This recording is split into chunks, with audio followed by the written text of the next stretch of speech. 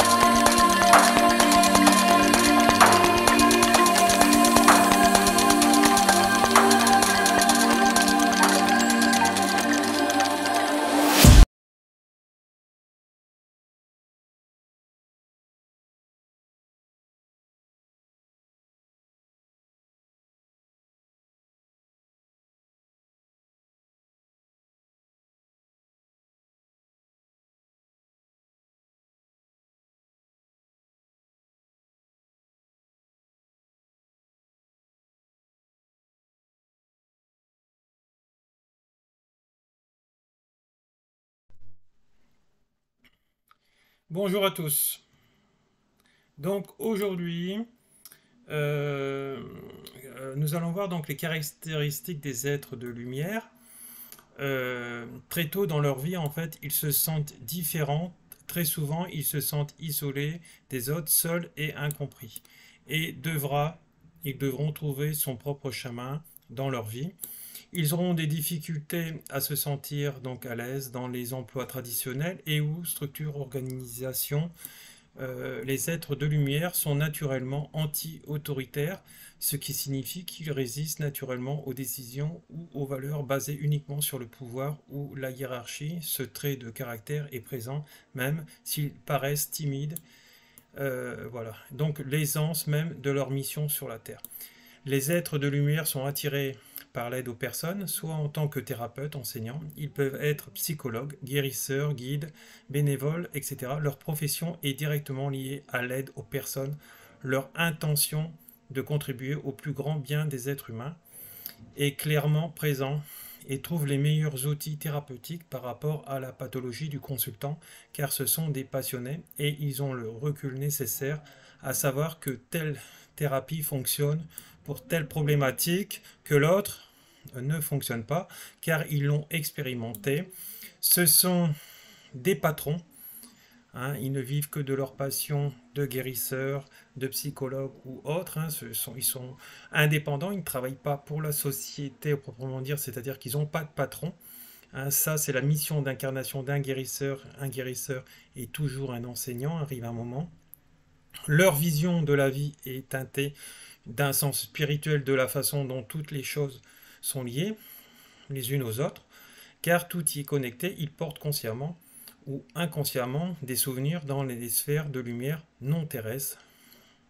Donc ils peuvent occasionnellement avoir de la nostalgie de ces sphères cosmiques et se sentent comme un étranger sur cette terre. Ils honorent et respectent fondamentalement la vie, ce qui se manifeste souvent par une affection pour les animaux, une préoccupation pour l'environnement et le dépassement de soi par la guérison de toutes leurs blessures. La destruction d'une partie du règne animal ou végétal sur Terre par les actes de l'être humain évoque chez eux un profond sentiment de perte et d'immobilisme. Voilà. Ils voient qu'à ce moment-là, les êtres humains n'évoluent pas, ils stagnent. Alors, ils sont gentils, sensibles, empathiques. Elles ne sont pas à l'aise lorsqu'elles sont confrontées donc à un comportement agressif, car elles perçoivent correctement le problématique dans le miroir de l'autre, en blessure et en résonance avec leur inconscient intérieur. Elles peuvent être distraites, naïves ou profondément idéalistes et capter facilement les sentiments et les humeurs négatives. Souvent, ils font trop confiance trop facilement, etc. Donc, ils captent les humeurs positives ou négatives de leur entourage. Elles ont besoin de moments de solitude pour se retrouver avec elles-mêmes et avec la terre-mère, toujours en harmonie avec la conscience universelle de Dieu et de continuer leur guérison intérieure. Ce sont des êtres qui ne s'énervent quasiment jamais, puisque en général ils guérissent leurs blessures. Et systématiquement, je dis bien systématiquement, ils vont regarder au fond d'eux où est la problématique avec l'autre quand il y a un énervement. Et ils se rendent compte systématiquement que si quelque chose les énerve dans le monde, ou chez l'autre. Ils savent pertinemment que le poison est en eux et ils vont le guérir avec des méthodes et des outils thérapeutiques qui ont opinion sur eux, qui sont transgénérationnels, comme le chamanisme, qui travaille aux états élargis de conscience de stade 4. Il faut savoir qu'il y a 4 états d'élargie de conscience et le chamanisme est dans la guérison ultime du dernier point, donc du stade 4. Donc c'est la méthode la plus puissante au monde. Un des spécialistes en psychiatrie, en psychologie le disent aussi, comme M. Olivier Chambon, qui est praticien en chamanisme aussi, et il a été formé à de nombreuses aussi médecines naturelles, plus ses examens en médecine traditionnelle, puisqu'il est docteur. Donc voilà. Donc il a vécu de nombreuses, donc ce guérisseur de lumière, de nombreuses vies sur Terre où il était profondément impliqué dans la spiritualité. Il a été présent dans les grands nombres, dans les anciens ordres religieux de leur passé en tant que moine, nonne, ermite, médium, chaman, prêtre, prêtresse, etc. Il a été ceux qui jetaient, qui étaient jetés du pont entre le il était jeté entre le pont entre le visible et l'invisible, entre le contexte quotidien de la vie terrestre et extraterrestre, reliant les plans spirituels, extraterrestres, ça veut dire extérieur à la Terre, et le royaume de Dieu, de l'univers. Ils ont appris et ont mis en pratique le pardon, le dépassement de l'ego, tout en restant dans la vérité. Il est sorti de l'orgueil, puisque l'orgueil est un des 7 péchés capitaux, hein, voilà, en restant dans la vérité, car ils l'ont expérimenté. Voilà, pour avoir rempli ce rôle, vous avez souvent été mis à l'écart et persécuté. Beaucoup d'entre vous ont été condamnés pour les dons qu'ils possédaient. C'est pourquoi qu'aujourd'hui, nous, les êtres de lumière, ne nous sommes jamais battus avec des boucliers et des épées, mais avec la sagesse et l'amour. Voilà. Donc, il faut savoir que l'être de lumière, et comme je viens de le dire, s'il n'est pas réalisé, il n'en fait pas son métier. Voilà.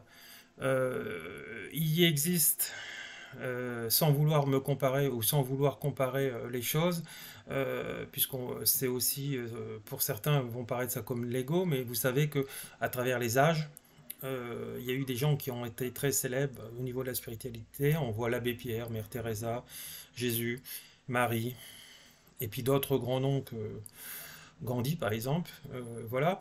Et il y a des gens qui débutent ou qui parlent de spiritualité. La spiritualité, avant tout et en premier, c'est mettre mes paroles en accord avec mes actes.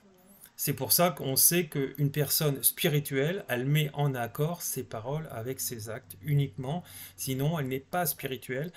Dans notre monde actuellement, beaucoup se font passer pour de la spiritualité. Il faut savoir que notamment par exemple les chamans que je viens d'énumérer, etc., qui sont à l'origine des peuples premiers, parlent de chamanisme, hein.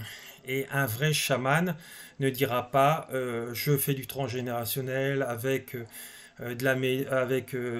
comment ça s'appelle, avec de la sophrologie, avec de la méditation, et voilà, que je peux, voilà. Un chaman, le chaman, il va dire, voilà, je guéris, je soigne, je guéris toutes les problématiques de l'âme avec le chamanisme. Il va jamais dire que on peut guérir avec tout, avec toutes ces méthodes. Il existe des méthodes très puissantes que je vous disais qui se travaillent au stade 4, des états élargis de conscience, mais il faut savoir qui on va voir, parce qu'il y a des gens qui ont plus un côté businessman et ils vont se faire passer pour des choses qui ne sont pas, et vu qu'ils ne maîtrisent pas l'art comme je peux le maîtriser notamment en chamanisme, donc ils ne connaissent pas ces choses-là, donc ils vont pas en parler, ou ils vont parler sommairement, et souvent ils vont se tromper.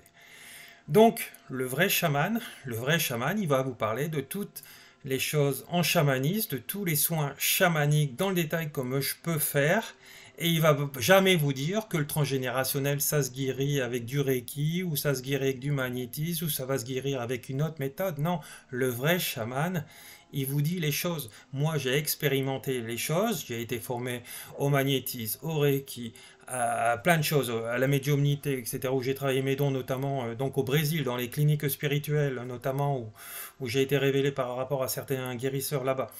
Il y a eu d'autres choses que j'ai plus en tête là maintenant, Je suis allé aussi dans le chamanisme. J'ai essayé des méthodes, par exemple, pour guérir, pour ne plus attirer de femmes alcooliques, par exemple, dans ma vie, puisque voilà, comme je vous avais expliqué, parce que moi, vous savez, j'ai pas peur de parler de ce qui m'est arrivé dans ma vie, où j'ai eu une mère alcoolique, et après, à mon divorce, où mon ex-homme n'était pas alcoolique, j'ai attiré 3 femmes. Là, on peut pas dire que c'est le hasard.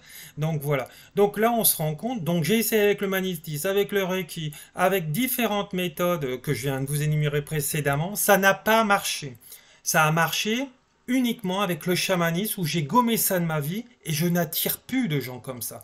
Donc je vous certifie sur facture que le chamanisme, ça guérit plein de choses parce qu'il est à l'état élargi de conscience stade 4, parce que même l'hypnose, c'est au stade 2 des états élargis, c'est pas moi qui le dis, c'est monsieur Olivier Chambon qui est psychiatre, psychologue et formé au chamanisme et formé à plein de médecines naturelles dont l'EFT, l'hypnose, le MDR, etc. Et jusqu'au moment où lui il a dit waouh, le transpersonnel, le chamanisme, c'est ce qu'il y a de plus puissant. Donc voilà, donc il y a vraiment des thérapeutes qui sont des experts. Écoutez les experts. Je sais qu'actuellement, tout le monde se fait passer pour des experts, mais ils n'en sont pas. Et ce qu'il faut aussi, vous, qui êtes derrière l'écran, c'est écouter la cohérence du discours des gens, écouter les interviews qui sont faites avec les uns et les autres, qui ont été soignés, qui ont été guéris par rapport à des problématiques qui étaient liées à des blessures d'âme. Parce qu'une fois, j'ai eu un mec qui m'a dit « Ah, mais les blessures d'âme, l'âme, elle est parfaite. » Ben non, puisque le but de l'incarnation, c'est de venir régler des choses sur cette terre qu'on n'a pas encore réglées dans le plan de la chair. Donc, non, il y a effectivement des blessures d'âme qu'il faut venir guérir, parce que c'est le but de l'incarnation, c'est d'être de plus en plus léger. Donc, on est dans un monde d'égrégore, le bien, le mal. Voilà. Il faut vraiment écouter les choses vraiment avec le cœur. Il ne faut pas voir par rapport à l'extérieur, parce que souvent les gens ils vont dire lui il a une belle gueule, excusez-moi du mot, mais il a un beau visage, il est ceci, il paraît bien, machin truc, il est bon. Non, non, il y a des gens qui savent parler, hein, il y a des gens qui ont été comédiens. Donc ils savent vendre n'importe quoi. Un besoin qui n'a pas besoin. Donc voilà. Donc ce qu'il faut déjà pour distinguer le vrai du faux, c'est que par exemple quand un chaman parle de chamanisme et il ne fait pas de parallèle en disant par exemple une blessure d'âme, il dit bah, je la guéris par exemple avec un recouvrement ou avec des soins dans les vies antérieures, etc. Là il est vraiment dans sa mission de chaman, d'enseignement, etc. Il va pas vous dire que on peut guérir ça avec d'autres méthodes, etc.